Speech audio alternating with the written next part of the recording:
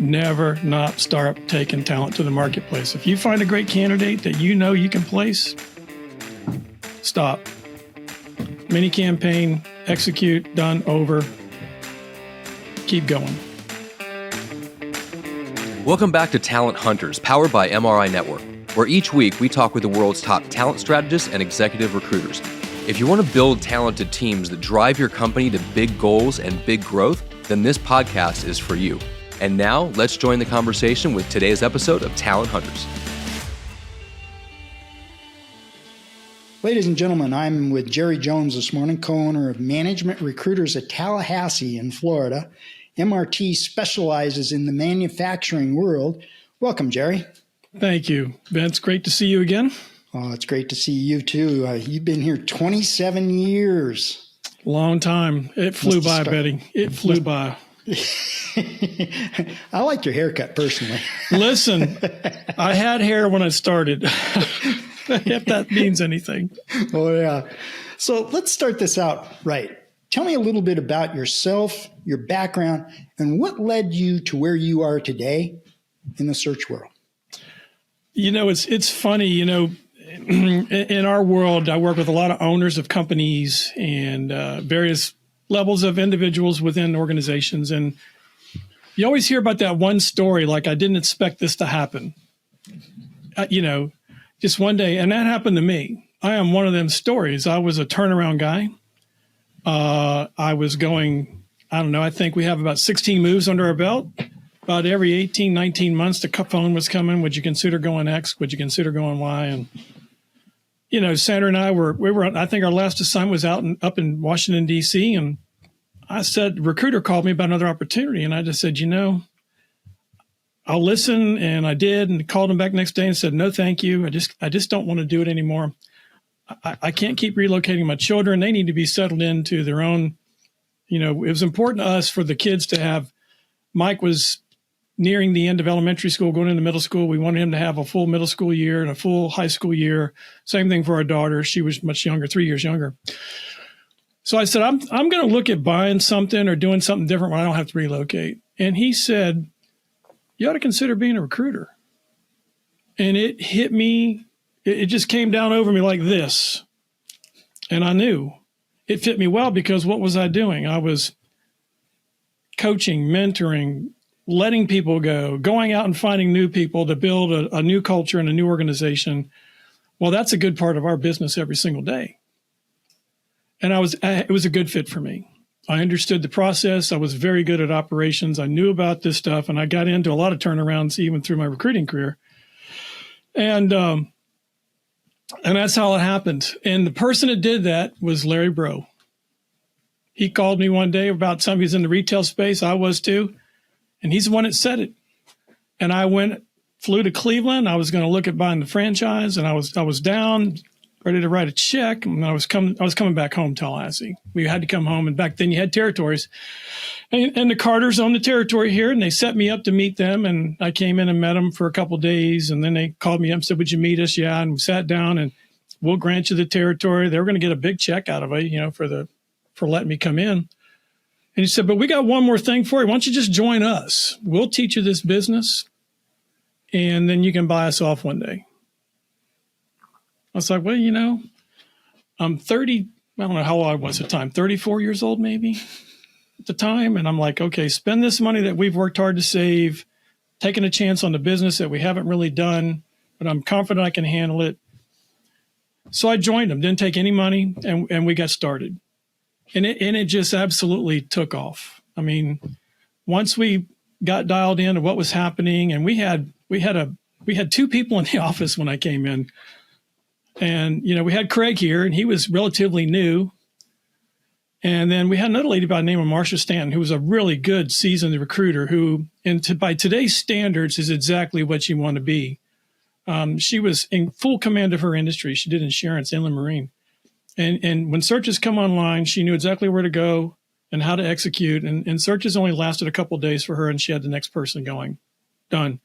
I made it look way the heck too easy. And, you know, you're trying to figure out all these nuances. And back then you were going through all this exercise. And, you know, I learned from both of them. I finally figured out here's what I need to do. Because it's a little bit different when you're closing client companies and candidates and you're trying to help them come together and you get them upside down and you got to figure this stuff out. And once I got figured out, it was off and running. I mean, I think today I'm over 15 million in revenue.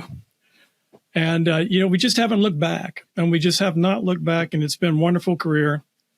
Probably the best thing that ever happened to me and my family and our little business. I was just with Kitty today. She comes by every now and then.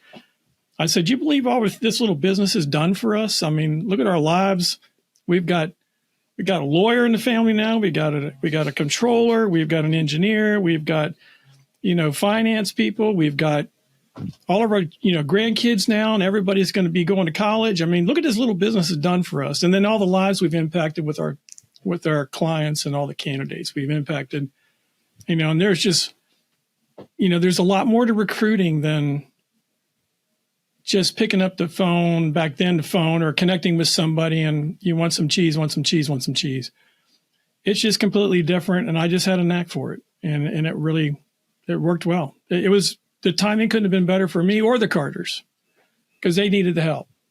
And the rest is history. And I can assure you they rewarded us well on their exit. Well, first of all, Kitty is probably one of a very, very small group of people that I put very, very high on a pedestal. Yep. Gave selflessly. Amen to that. And you can hear your passion. And the thing I want to share with that is, you're right. You described it better than I could. All I can do is tell people this business is a gift.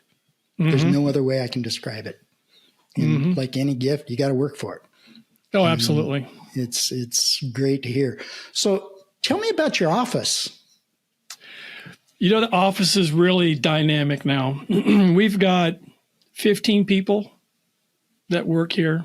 Craig and I still work on the desk.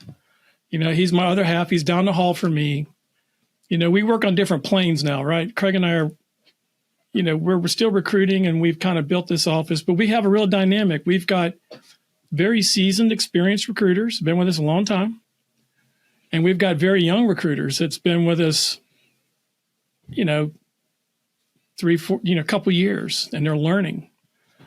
But the young ones, ironically, have figured out technology, and they're really good at it.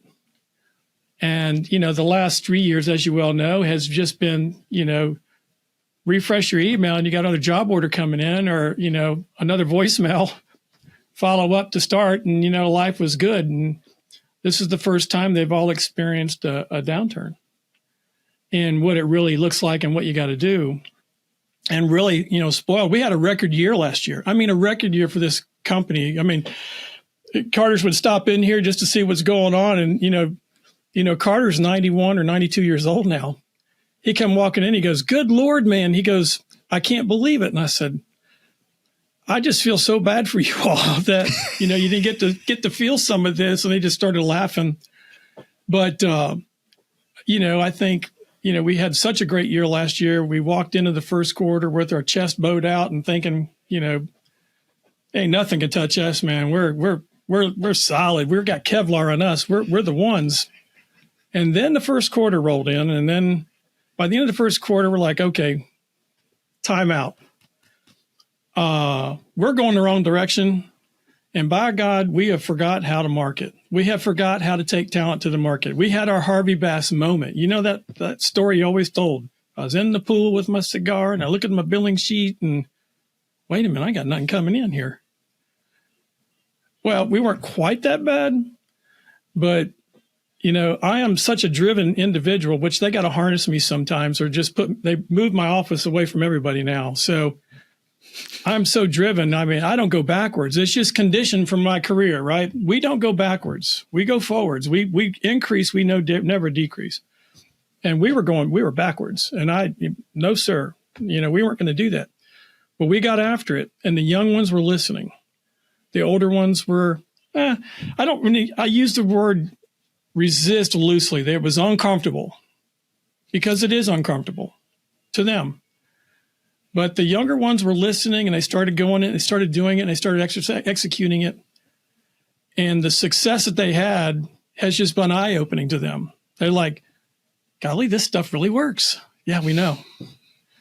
It's tried and true, guys. Trust me. You still got to take, in our world, skilled talent to the marketplace to get back what you're looking for. Where are you going to find your next best client if you don't get out there and go find it? Because you just never know where it's at.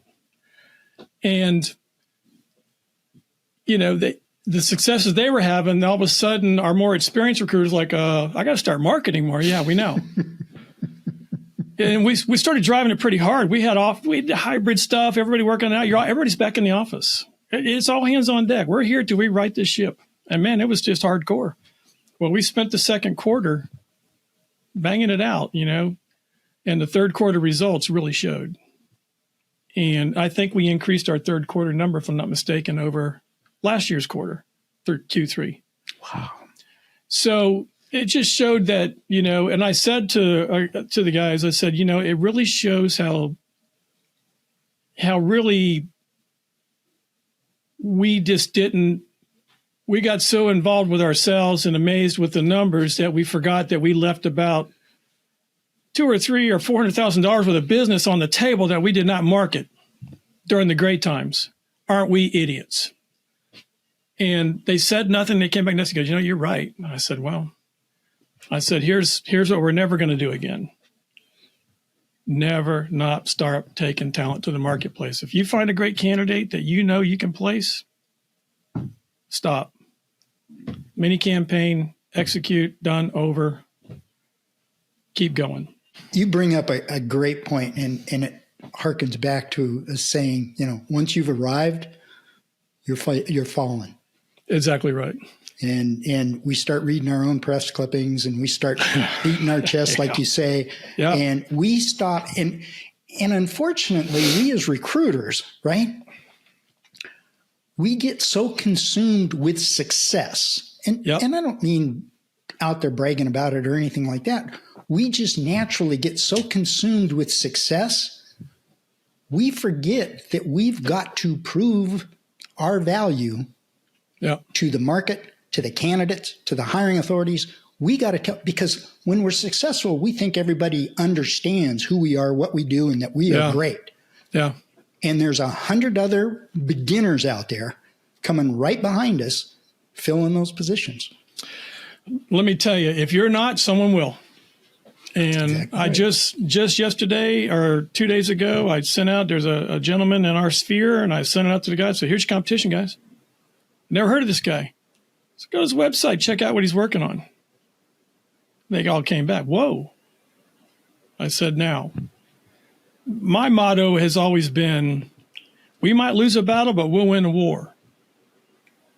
And it was pretty staunch. I think near the end, I had, 4 people around me. And, I'd built $1 million+ desk, and it was just like this all the time. 8 send-outs a week, guys. I don't care how we get them. It's 8 send-outs a week. If there's no 8 send, they were feeling the heat. If there's not, we didn't have 8 send-outs a week.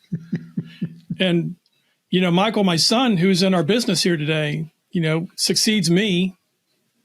And, Mike knows exactly what I'm talking about. He gets it. Now they have to temper me these days. But, going back to that, we just absolutely, got away from basics that we knew what to do and we didn't do them.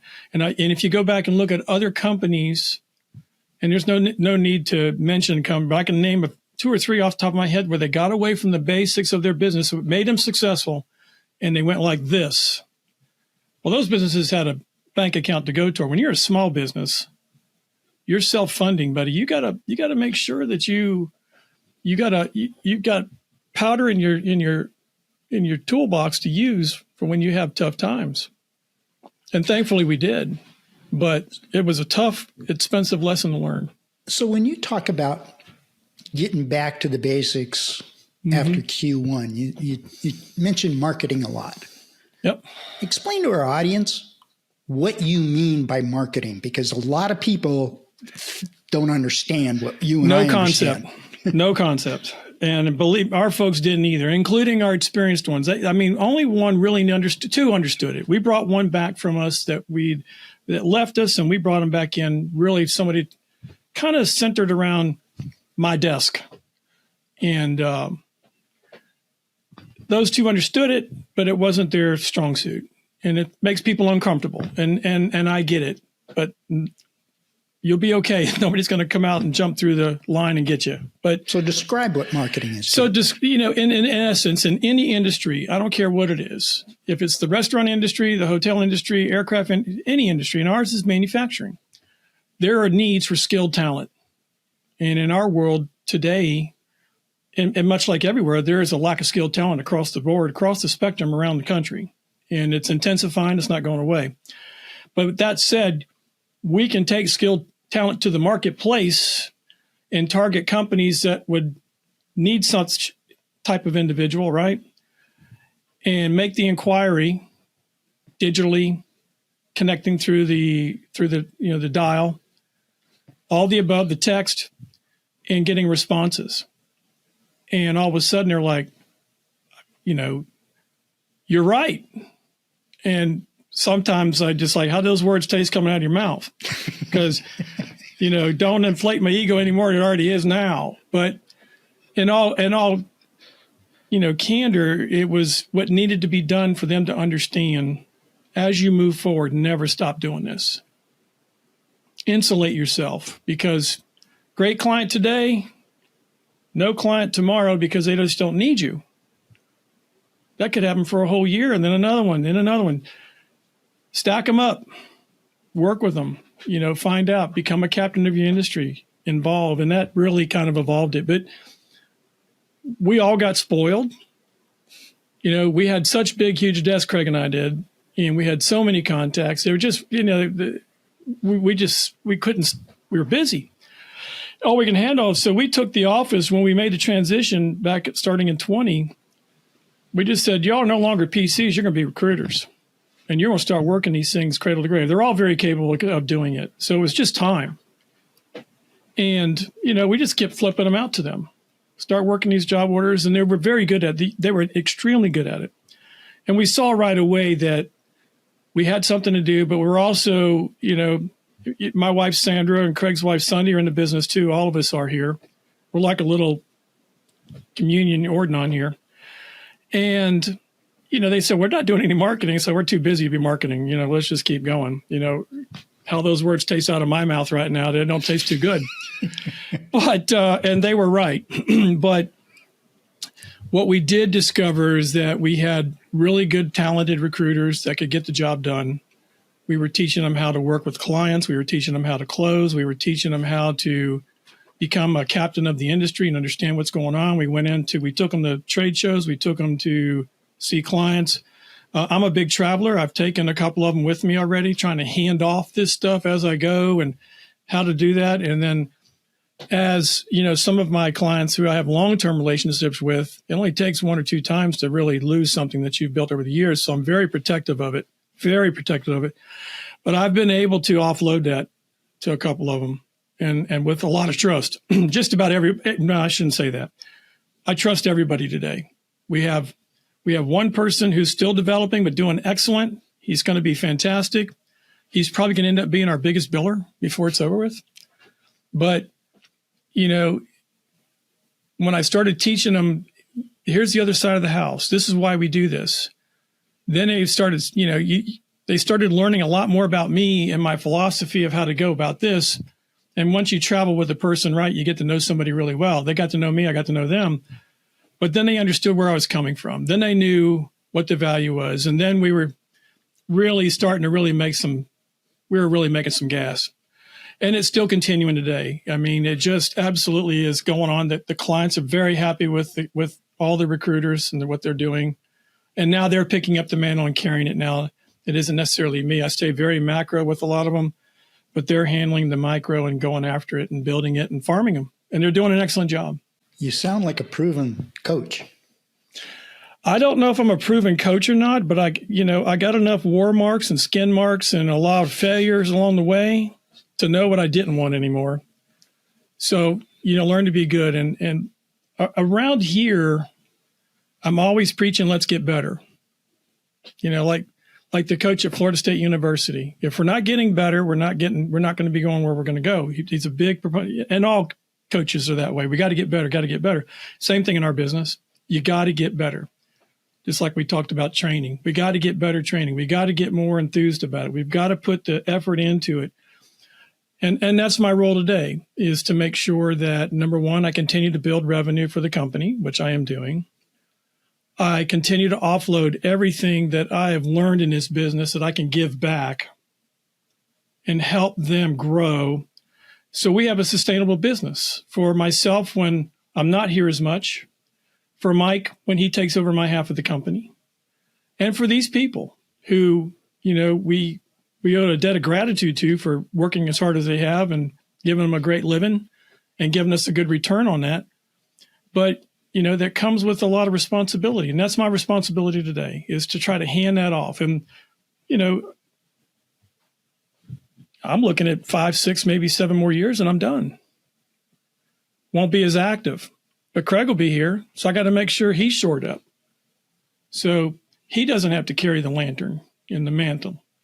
He can get done what he has to do, but the folks out there are getting it done. And I tell you one more thing, I feel like a brambling fool here, but one of our biggest billers last year is 26 years old and made a really good 6-figure, salary.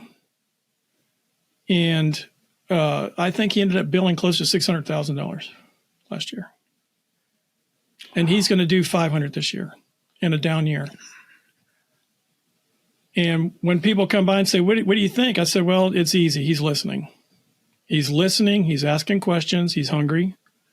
And it just sort of caught fire in the office. And it's like, okay, I get it. We have some superstars in here. We've been really good with working with interns from the college, and we've, the one thing that I'm so proud of with, everybody is that we haven't backed away from technology or investing in more into the business. We put a lot into the business, CRM, computers, things that made us better. We were going to put the money in to do it. And the other area was branding and marketing. We hired a full-time branding marketing manager, started as an intern, built her. She's with us today, Emma. Done a marvelous job with taking care of all these pieces and platforms. And she knows that I'm doing this podcast today, and she can't wait to get it so she can put it out there. And oh, by the way, my thing behind me here, making sure that's right for when I'm talking to people and doing the things we need to do. And we were at that meeting with Bert and Joe, and we saw what they talked about. It's like, okay, yes. Yeah, they get it. This is where we're going. And let's be honest, it's still a connectivity business, but it's changed a lot. And you've got to learn to use technology with the business today, or else you may or may not be as successful as you could be. Just an honest opinion. The manufacturing world is a huge world, obviously. Mm-hmm. And there's so many different digs in the manufacturing world. What, in your opinion, makes you better than your competition? I can tell you right now, it's understanding the business side of the business we're in, their business, understanding their business. Let me make sure I quantify that. Understanding the need, understanding the cultural fit, understanding the technical fit. Now, we're in a really technical business. If you don't understand what you're looking for, then you're not going to be very successful bringing them what they need. And when they can sit down and start talking about PLCs and programs and what types of robotics they work on or what type of presses they have, and here's the experience along the way, and these are the different certifications they have, all those pieces, and you understand all this stuff, you can make really good matches and bring value to your client. That's probably what separates us the most. And then you take that and throw in 36 years behind that. We've been around. We haven't gone anywhere. These types of days, these types of markets that we're in today, this is when we take market share. We don't lose, we gain. So we go back to Jerry's saying, we lose a battle, but we win the war. So we're winning the war. We're going to keep going. We're going to keep pressing. We're going to keep doing it and get better at what we do. We'll be down at the largest, in our industry, in the plastics world, they have the largest plastic show in the world every 3 years comes here. And we'll be down there. We're taking nearly the entire office. So they can go see it, experience it, meet our clients. They'll be there.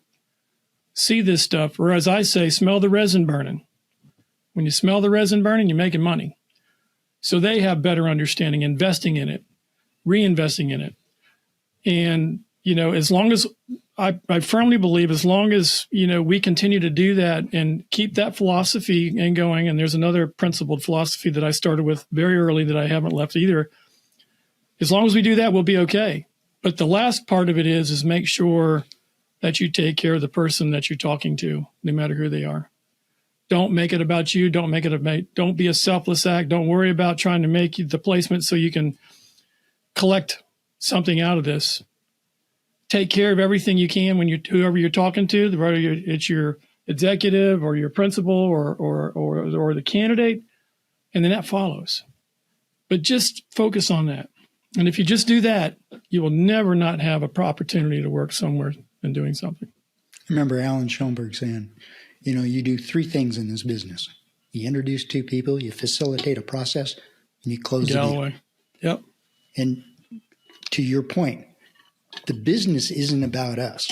Nope. The minute we start making any part of that process about us, we're in quicksand. Absolutely. And it really comes out to bear when you see a transactional recruiter struggling in tougher times. Then you know that, okay, in good times you can wail, but in bad times, you're in quicksand, man. Yeah. Desperation is horrible. It is. It's a tough place to be. When you hire people, the pride you have in your people just beams. Mm-hmm. What are 3 characteristics that you look for when you're interviewing an AE? I try to get a background of how they grew up, right? What value system did you get installed in your computer brain there by your folks? Try to learn a little bit about that. But it's really simple for me. Humble, hungry, and will listen. If they're humble and hungry, they'll listen because they're humble and they're hungry. I can teach you this stuff, but if you're not going to listen, I ain't going to be able to help you. You won't be able to help me. You won't be able to help you if your ears are closed. And, those are just, it sounds simplistic, but also emotional quotient, intelligence. You've got to be you got to have some brain power to do this work. You've got to have some skill level to be able to communicate effectively. You've got to be able to effectively write an email occasionally, or how you speak, how you interpret data, how you manage technology, how, organized are you? Things that matter today with all these missiles flying at us, with all this technology and all this push and all these things coming at us, if you can't manage that and compartmentize it and make that work, then you're going to struggle. And that's what we look for in people. Can they manage that? So, Craig and I have lunch nearly every day, and we talk about the same thing just about every day. How do we get better? We got to find another really good recruiter. And he's right, we do.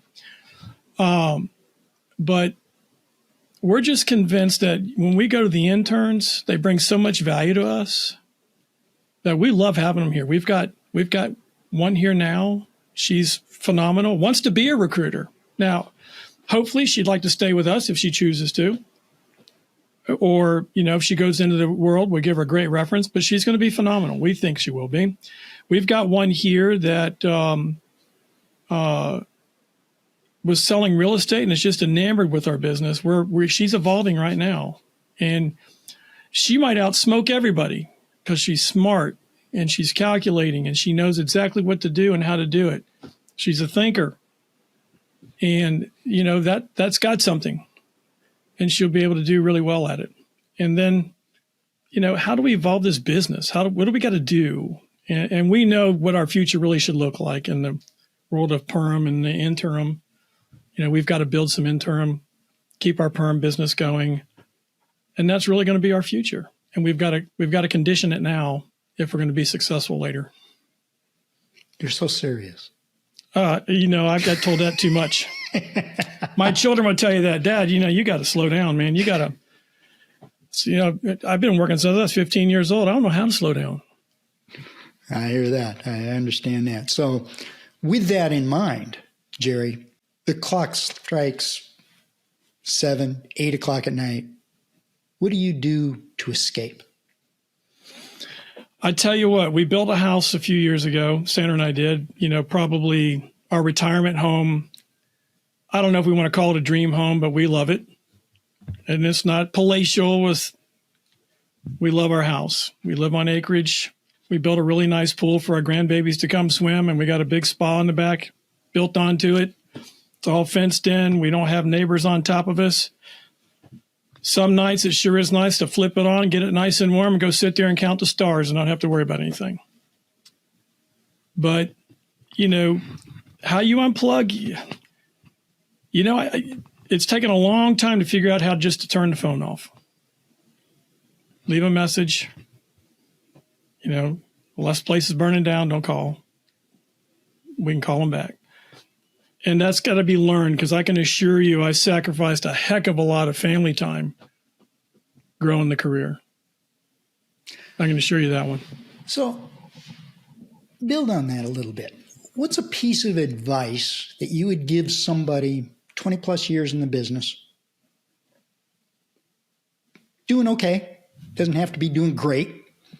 What's a piece of advice that you would give that person, both business advice and mental health advice?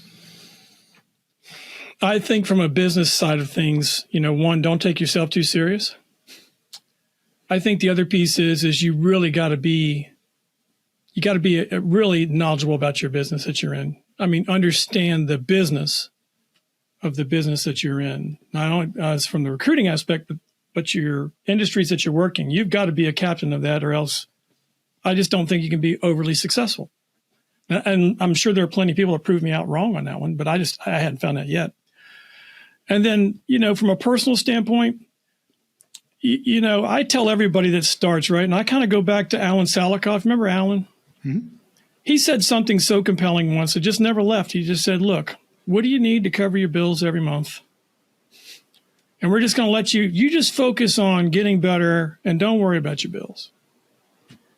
So I tell everybody here, look, let's just focus on getting enough in your bank account where you've got 3 months worth of bills covered, and let's get it up to 6 months, and let's get it to a year. You got a year's worth of bills in the bank, mortgage, rent, whatever you got. And you don't have to worry about money. You have to worry about getting better. And if you get better, then I can assure you the dollars will follow. So they run around here. We got some today that, that kind of follow that principle. And to me, from a personal standpoint, focus on getting better at what you do. And then when it's your time off, is your time off. Disconnect, shut that phone off. Go find something else.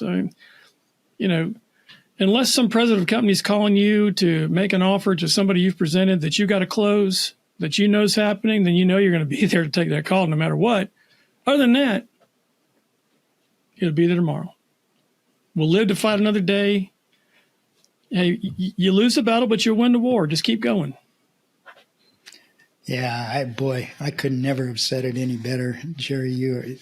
That just comes from the heart. And I think you really got to accentuate. Don't make this business about the money. No. I mean, first time you do that, you're done. Exactly, because you're desperate. Done. You're desperate. And I have seen my fair share of that, internally, externally. We all have. And they're not here. Exactly. They're not here. I mean, it's exhausting. It really is. Whether they're not here because of us or they're not here because of them. Yeah. It's exhausting. It's too emotional. You get caught up in stuff. And Jerry, I really, really appreciate your time on this. Do you have a question for me? So what's next for you these days? I mean, you've been in this business a long time, 30, 36, 37 years. Are you still enjoying it as much as I'm enjoying it? The answer is yes. But when marketing came to me and asked me to do these podcasts, it set me back a little bit because I've never done anything like this either. I mean, we're still in the first month of me doing this, and I'm not a big camera guy or anything. Yeah. But I got off the phone, wanted to think about it over the weekend, and I thought about it hard. And the thing that got me excited was I get to talk to the Jerry Joneses of the world, and I get to open them up. Mm-hmm. And it is so inspiring. Mm-hmm. And it doesn't need to be like one of my podcasts was with a guy that's 3 months in the business, been literally out of training 1 month. And that was so inspiring to be able to open him up to find out what's making him tick, to talk to you and find out what's making you tick. So I'm committed to this business a little differently than I was. I can tell you when I started in this business, I mean, I raced motorcycles for 58 years. It's an individual sport. Mm-hmm. If you won, yay me. If you lost, boo me. Yep. It was never anybody else's fault. It's me and me. Yeah. Exactly. And so what I found in coming into this business is it was all a competition. When I first started, I had to be number one in the office. Then I had to be number one in the region. Then I had to be number one in the nation. And know that well, all too well. It never was about the dollar. And I think what you brought up is something that we should all really hammer home. Mm-hmm. Don't make this business about the dollar. Find some other reason, but don't make it about the business. Yeah. Yeah. I just said yesterday, they stop in the office always seeking advice now, which I know that means they trust in what I'm giving them, right? So I say, oh, who wants to be first one on the billing sheet in first quarter? Because that was always my goal. Who wants to do it first? That was my goal, fellas. Fourth quarter's here. We don't slow down. We speed up. We work harder. Set up that first quarter and do that. But, you know, two things. I'll go back to the young recruiter for a minute. We were at a big client of mine. A big client gives us a lot of work, 7, 8, 9, 10 placements a year. Busy. We walked in here, sat down. He goes, I want to know what y'all are doing. I can't figure out how you get things done so quick for us, and they're spot on every time. That is the ultimate compliment of what we've been able to do and the people that we've been able to procure and grow along the way. And then the flip side of that is what I'm trying to make sure people get conditioned on is we have several great clients, and I've made several great friends over the years, and I can probably go anywhere in the world and pick up the phone, call somebody, and they'll tell me what to do or go see so-and-so. But one of them in particular, one day at a business meeting in Chicago, he goes, you know why I use that guy? And they said, why? Because he wants to make my business better. That is what you're after in this business. You're after to make somebody else's business better with the people that you bring, the talent you bring, or the insight that you bring to someone. If you just think in those terms and get better at what you're doing, man, you blow it up, you blow the lid right off. You'll have no problems. I'm going to steal that from you because you just said a mouthful, both on a candidate side as well as a hiring authority side. Mm-hmm. I want those people to believe I want them to be better. That's exactly profound. right. That's all it is. That is all it is. Thank you for that. Jerry, hey, taking up a bunch of your day, and I know how driven you are. Good Lord. Yeah, listen, I'll run 100 miles an hour, but I thoroughly enjoyed it and be glad to do it again if somebody wants to listen to my tired, full self. But we just keep plugging, man.